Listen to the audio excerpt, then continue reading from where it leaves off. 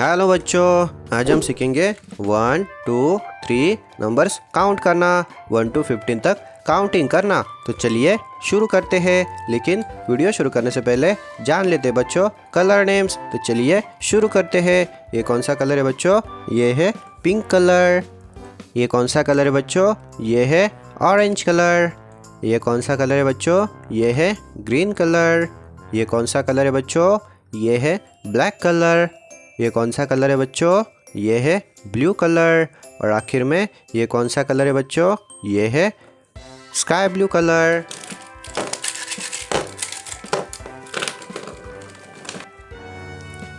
one, to,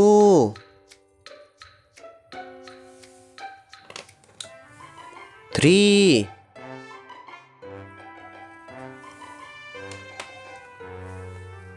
four,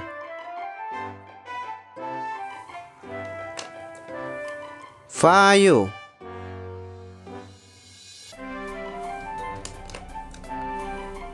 six, seven, eight,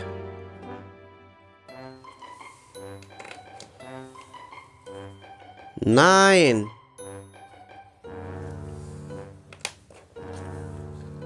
10,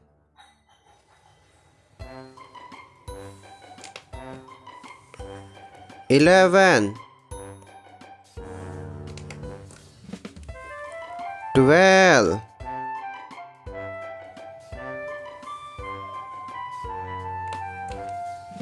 13,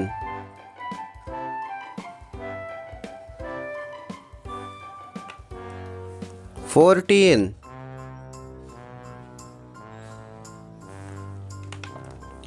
15,